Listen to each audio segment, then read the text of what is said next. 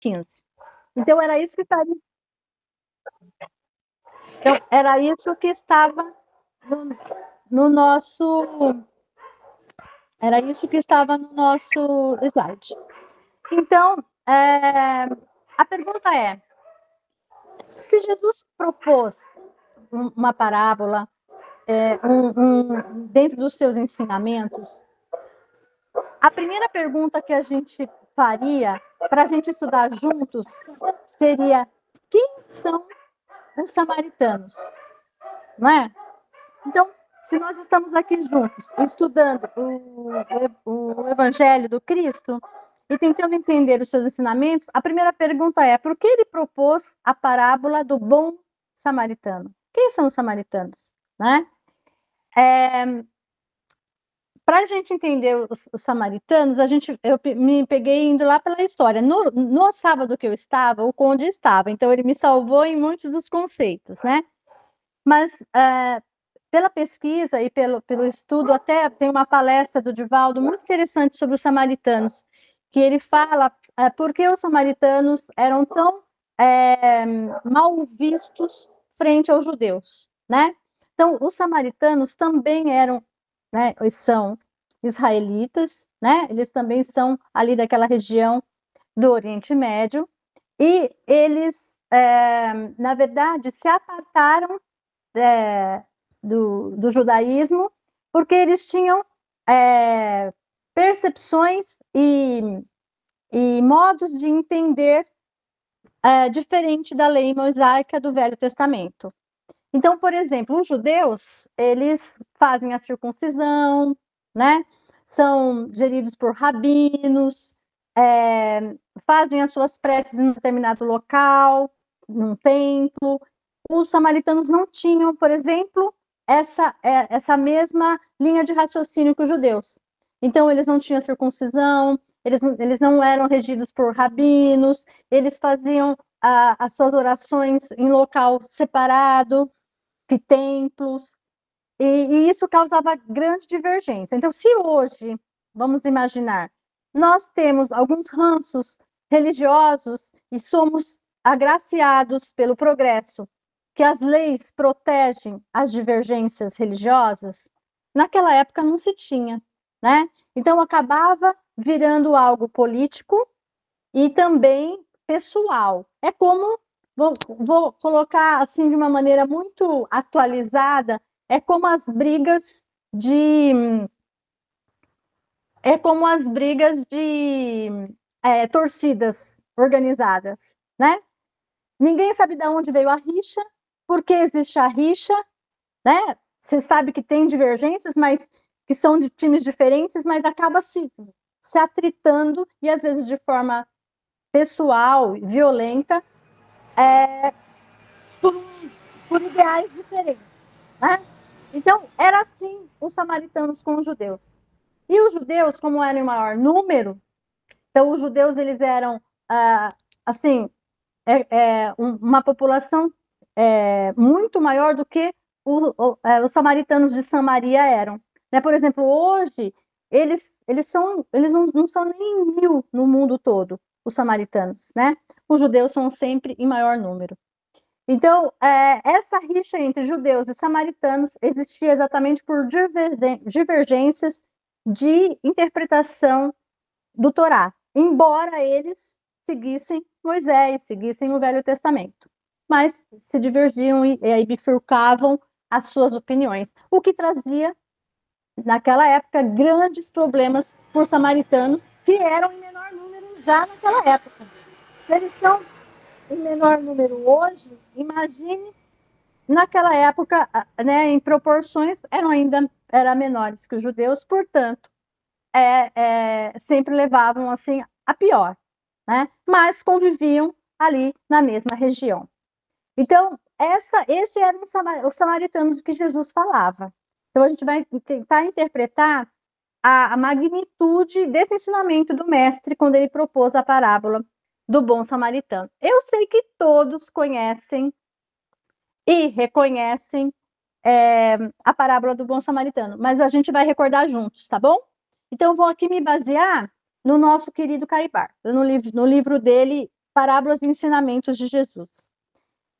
Então é assim, levanta-se um doutor da lei, experimentando o mestre, dizendo: Mestre, que farei para herdar a vida eterna?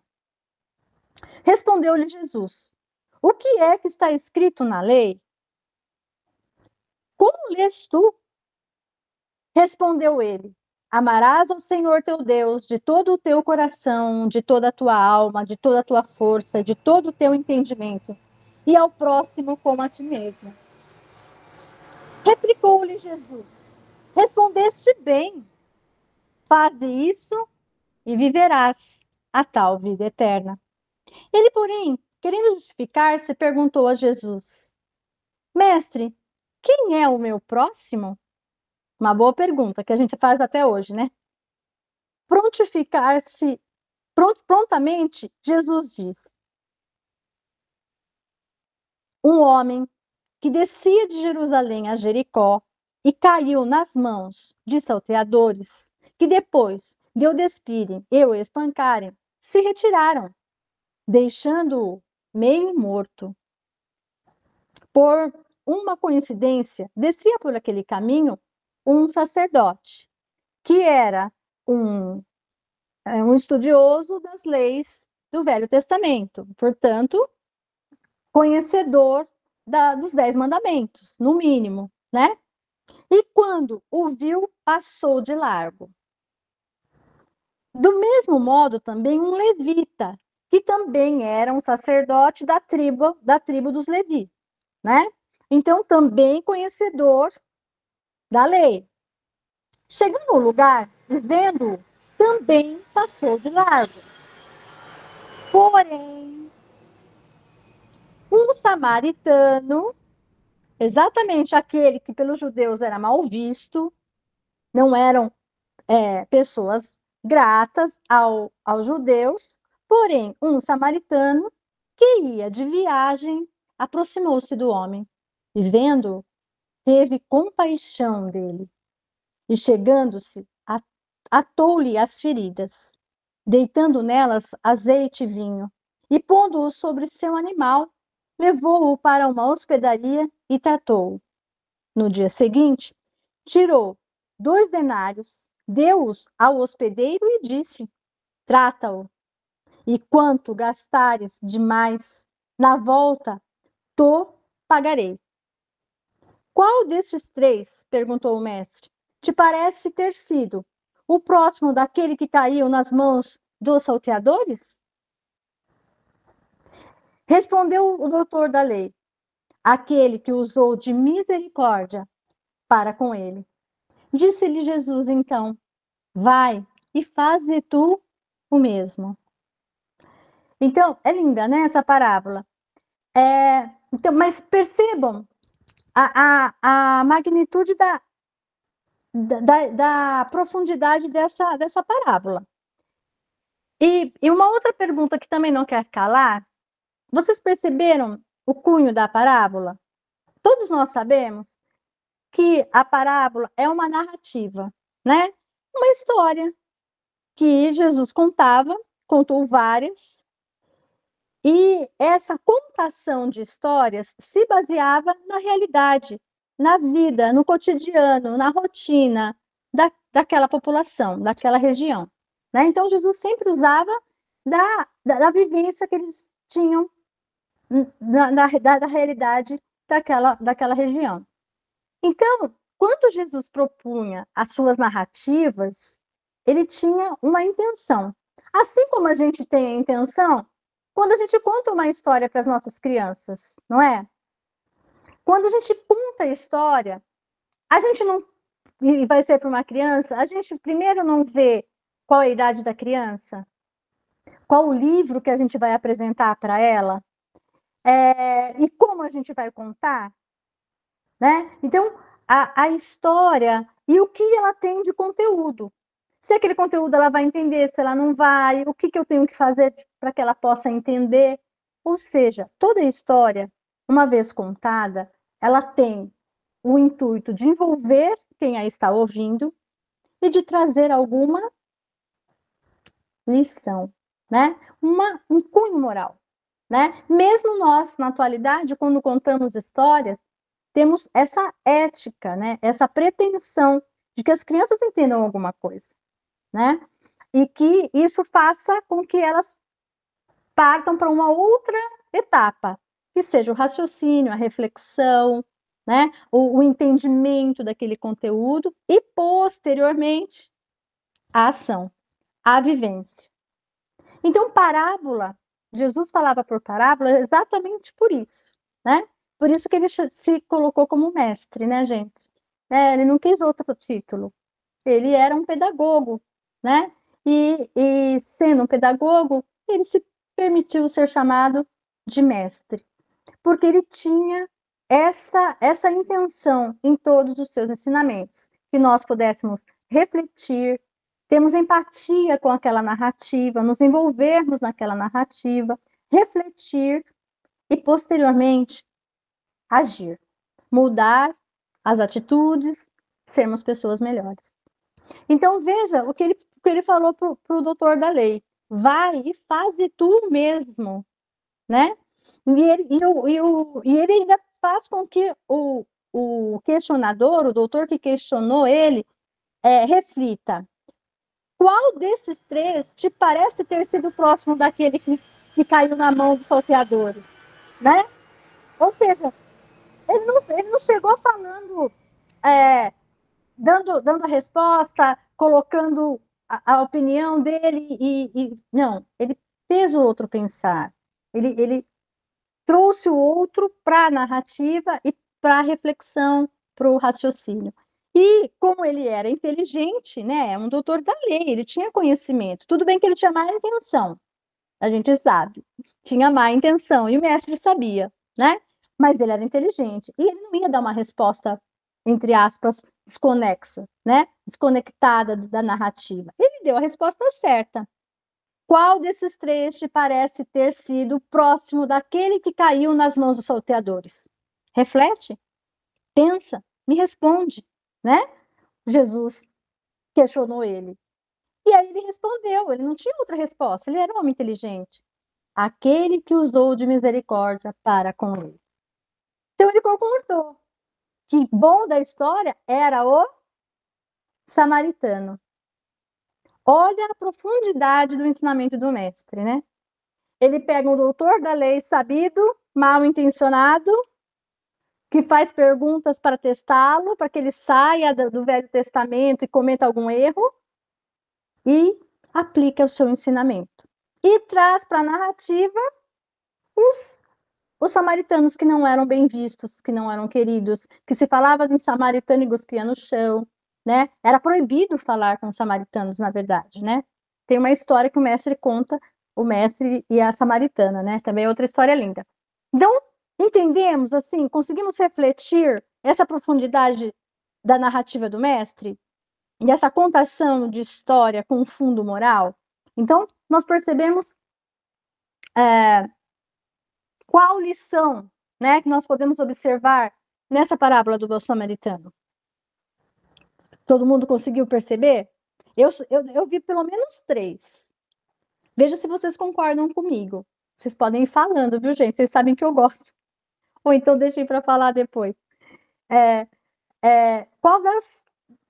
Eu percebi 3, né? Então, primeiro, a narrativa, e eu estava pesquisando as primeiras histórias que a gente já tinha esse fundo moral, veio muito antes de Cristo, né? Então veio de Esopo, então Esopo falava por fábulas, né? Então foi o Esopo que deu, através da fábula, vida aos animais que falavam e sempre tinha um cunho moral, né?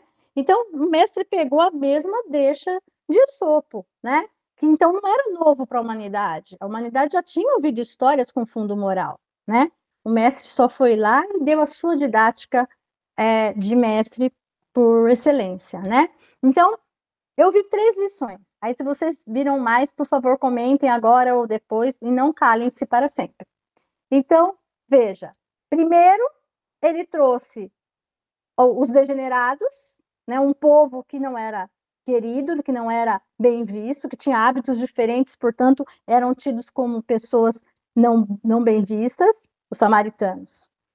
Segundo, propôs para o próprio doutor da lei que refletisse sobre aquele mesmo que ele perguntou, né? Então, ele sabia da má intenção do doutor da lei, e ele, na verdade, que acuou o doutor da lei, né? Então, o doutor da lei não teve como dar outra resposta que não foi, sim, o samaritano, que foi o próximo daquele que caiu na mão dos samaritanos, né? E uma outra lição que eu acho muito importante é a compaixão, né? Que o samaritano teve. Então, veja, e aí ele coloca 2 sacerdotes, né? Um da tribo de Levi e os sacerdotes ali, bem conhecidos dos judeus. E nenhum deles, embora soubessem das leis mosaicas, e nós sabemos que dentro das leis mosaicas que são atuais, os 10 mandamentos, né? E essa não vai mudar nunca. As outras disciplinares iam mudando com o tempo à medida que a gente progredia, né? Mas os 10 mandamentos são leis divinas, né? Então, eles sabiam dessas leis, né? E Jesus as resumiu muito bem. Amar a Deus sobre todas as coisas e ao próximo como a ti mesmo. Está lá nos 10 mandamentos. Então, os sacerdotes sabiam, né? E eles passaram de Amiga, largo. Oi. eu já vi Jesus falando sobre o preconceito e já vi Jesus falando sobre o orgulho e a vaidade, porque eram os doutores o que tinham e o único que era o discriminado, que era o afastado, foi o único que teve a caridade e o amor ao próximo, né? Pois é. Não é uma lição linda, né? Porque é como se Jesus nos propusesse: reflitam, vocês têm condições. E nessa narrativa do cotidiano daquela população a qual ele estava inserido, ele conseguiu dar várias lições, inclusive da compaixão, da misericórdia. Então, o que seria misericórdia? Se a gente for lá no nosso bom e velho dicionário português, né, é ter misericórdia, é ter compaixão com a miséria alheia, né? Pode ser qualquer miséria. Então, não é só a miséria material, não é só a miséria momentânea de um momento que você passa aflitivo, é qualquer miséria, né? Então, o mestre falou, a misericórdia dada por aquele que vocês acham que não são de bem, né? Então, vocês viram pelo menos 3, né? Então, essas são lições da parábola do bom samaritano.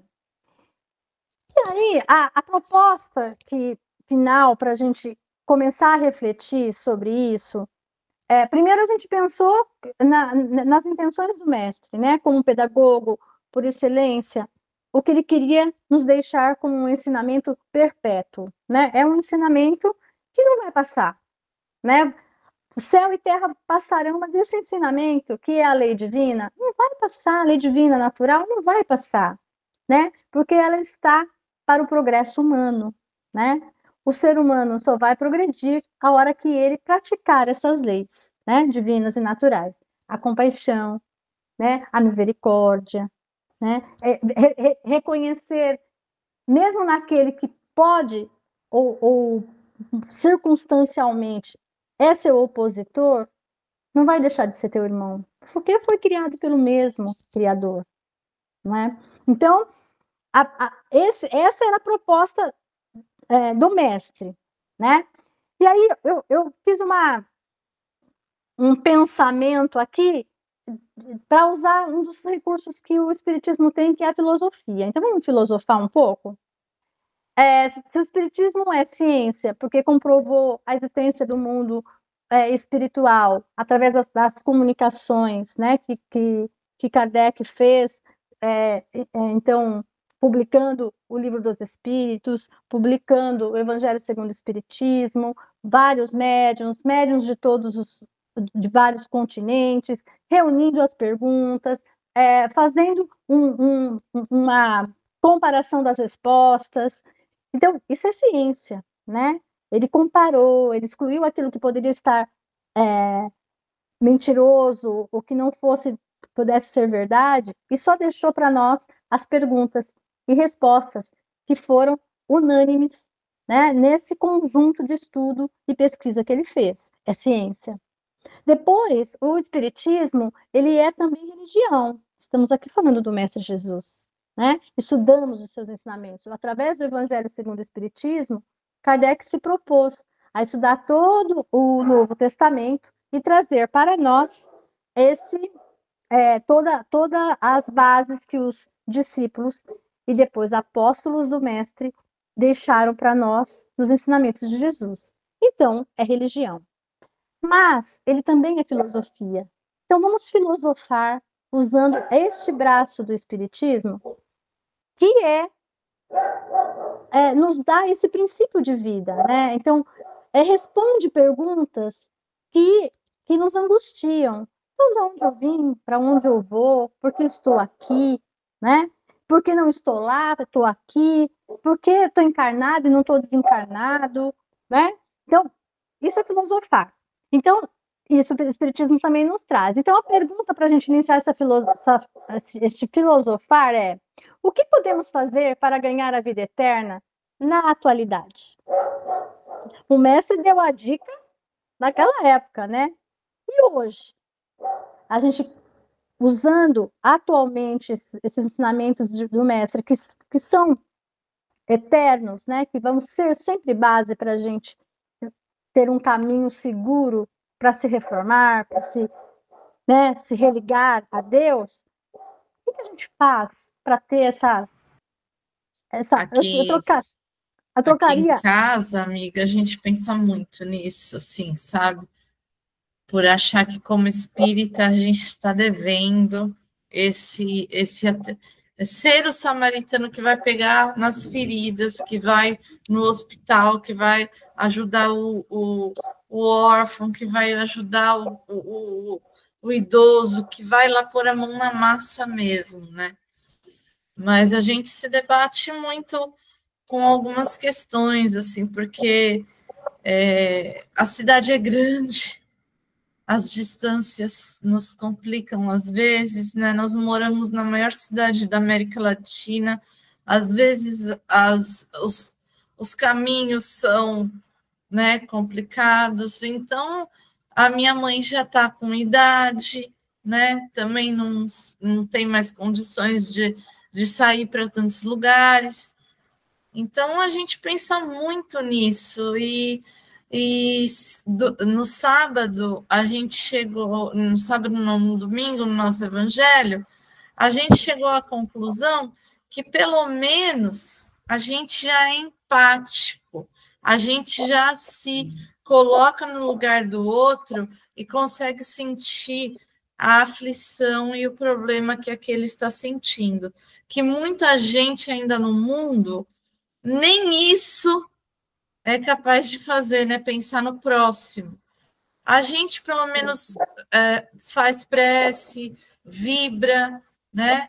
Por eles, se preocupa com o que eles estão passando, mas eu ainda me sinto assim um pouco, que eu penso, eu não estou pondo a mão exatamente na massa, mas a gente vai ao centro, usa a mediunidade e tá achando que tá fazendo alguma coisa, mas gostaria de poder fazer mais.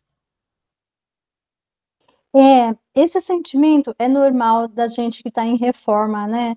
Tá? Eu gosto dessa palavra, tem quem não gosta, mas é só uma nomenclatura, tá? A gente que está ali tentando mudar velhos hábitos, tentando entender o que é sentir e fazer, e portanto, a caridade, porque dentro do capítulo 15, que também se baseia e fala, do capítulo 15 do Evangelho segundo o Espiritismo, tá?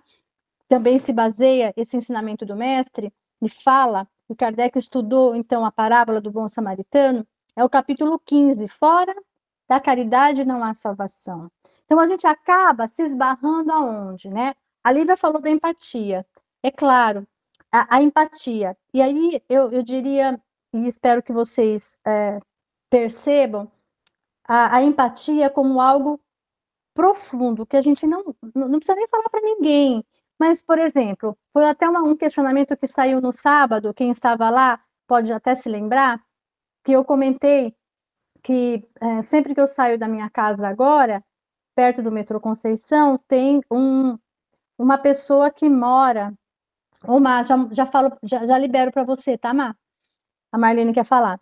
Então, tem um senhor que com certeza está com um problema de saúde mental, e ele montou ali uma tenda e bem no cruzamento, né? Então, fica entre, fica entre duas avenidas, uma que vai e outra que vem, e ali no meio, no canteiro, né, onde as pessoas param para atravessar, e separa uma pista da outra, ele montou ali um acampamento, e lá ele tem 8 cachorros. E os cachorros ficam ali, bem no meio-fio, ele fica ali no meio-fio, e ninguém faz nada, né? Assim, não, ele está correndo riscos, e eu não estou pensando. E aí o Marcos, na época, no sábado até, ele levantou uma questão interessante, né? Ele está incomodando? Por que ele está incomodando? Aí entra o que a Lívia falou, termos empatia. Então, por que aquilo está me incomodando? Por empatia, eu me coloco no lugar dele e vejo os riscos que ele está correndo, ou ele está me incomodando, né? Então, sempre que eu passo ali, eu tenho que desviar dos cachorros, tenho que desviar dele, é feio, né? É sujo, tem mosca, tem até galinha, gente. Então, por que aquilo está me incomodando? Isso é uma resposta que a gente deveria estar dando com um questionamento pessoal, né? Eu não estou dizendo para você me responder ou responder para o outro, estou dizendo para você responder para si mesmo. Por que é que aquilo está me incomodando? Então, quando eu respondi esta pergunta, eu falei, então eu tenho que fazer alguma coisa. Então, aí entrou a empatia que a Lívia falou. Então, eu me coloquei no lugar dele. E eu percebi, não, ele não está me incomodando. Eu estou preocupada que ele seja atropelado, que os cães sejam atropelados, né? Porque faltar alguma coisa para ele ali não falta, gente. Todo mundo dá, todo mundo passa ali da sopa, dá ração para os cachorros, não falta. Mas qual que é o risco que ele está correndo ali, né? Então, aí eu respondi essa pergunta a mim mesma. Então, é uma empatia. Então, eu tenho que procurar órgãos públicos que possam ir lá e verificar isso que eu estou percebendo, os riscos que ele e os cães estão correndo, de um atropelamento a qualquer momento, ou mesmo dos cães morderem alguém, um motoqueiro que passa, um pedestre que passa, né? E aí, outro dia, até eu passei, cumprimentei ele, e aí eu falei, nossa, são 8 cachorros, eu contei. Ele falou, todos vacinados, viu, dona? Todos vacinados. Tem os documentos. Eu não duvido que sejam vacinados, até a pessoa no sábado falou, gente, eu não duvido que seja vacinado, né? Então, essa é um questionamento. Aí vocês podem perguntar, você foi até um órgão público? Eu fui até o primeiro gabinete de polícia comunitária que tem, ali na avenida mesmo. A policial me falou assim, a gente conhece ele. Eu falei, você viu como ele está correndo risco de ser atropelado? E os cães também, eles ficam no meio fio. Aí ela falou assim, olha, a senhora tem que procurar uma ONG. Ou seja, uma organização não governamental.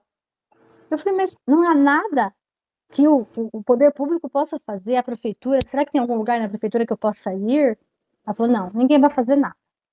Aliás, ele veio lá do Jabaquara, lá da rodoviária do Jabaquara, para cá, a gente nem sabe por quê. A gente acha que ele foi expulso. Gente, é um total descaso, né? Então, ou seja, não deu em nada. Eu mandei um link para uma mensagem para o SPTV, ninguém me respondeu também, e tá assim.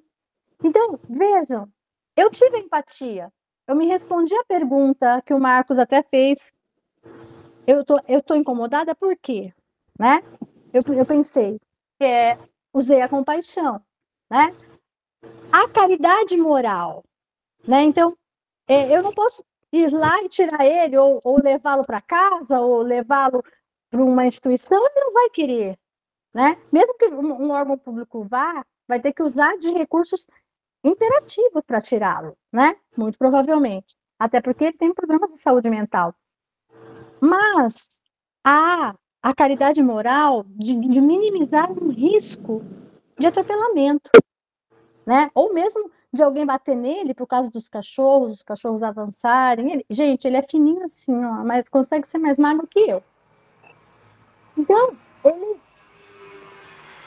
a caridade moral faz com que a gente se preocupe não com o desleixo que aquilo tudo representa só de olhar, não, com o bem-estar dele, né? Então, isso é uma caridade moral. A caridade material, gente, eu não fiz a caridade material porque não falta nada para ele. Aliás, ele tem mais fruta ali na fruteira dele que ele tem na portinha da tenda dele do que eu tenho na minha, né? Então, material. Então, a pergunta que fica é essa que a Lívia levantou. A gente acha que está fazendo tudo, né? E como nós estamos em franco aperfeiçoamento moral, a gente vai sempre questionar. A gente sempre vai ter a compaixão daquele que está na rua sozinho, no frio, né? Sem comida, criança pedindo no farol, eu fico pensando por onde passa, né, o conselho tutelar infantil, que não vê crianças com adultos por trás trabalhando no farol, né? E então são questões tanto de empatia, de compaixão, de caridade moral e de caridade material que nós precisamos responder, né? Eu dei um exemplo meu pessoal, mas cada um de vocês vai ter o de vocês, né? E que encaixa dentro da parábola do ensinamento do mestre, é atual, né? E aonde isso me toca, que eu não preciso contar para ninguém, eu estou contando para vocês porque vai ilustrar a palestra, mas, gente, isso está remoendo há muito tempo, então eu levei bastante tempo para inquirir por que aquilo estava me incomodando, né? Até chegar, então, nessa questão que a Lívia levantou, empatia, né? Má, por favor, se coloque. Na minha concepção, eu também penso assim, que eu poderia. Eu me sinto mal de não estar fazendo, mas como você falou, a tua intenção é que valeu. Você foi ajudar. Você fez aquilo que você estava ao seu alcance. Isso é um amor. E outra coisa, a gente tem um sentimento, que nem a Lívia falou, a gente sente pelas pessoas. Esse sentimento é externado através do pensamento, e o pensamento é a linguagem universal dos espíritos. Então, de uma certa forma, você está ajudando. Você está fazendo a sua parte. E aí, Obrigado, Má. É lindo, né? Agora, isso é muito interessante, porque aí usa um recurso que você colocou, que nós que estamos nessa franca tentativa de melhoria, e cai, levanta, cai, e a hora que você fala assim, melhorei isso, aí você vai lá ver, não passa no teste, você fala, caramba, né? Tô há 30 anos aprendendo, ouvindo isso, e ainda não, na hora da prática, ainda não entrou, né? Ainda sou a velha pessoa, né? Rancorosa, difícil, né? Orgulhosa, como disse a Lívia.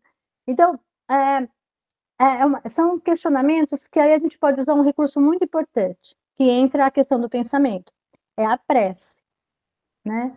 Então, a prece, quando nós não podemos ajudar materialmente alguém, o que a gente faz?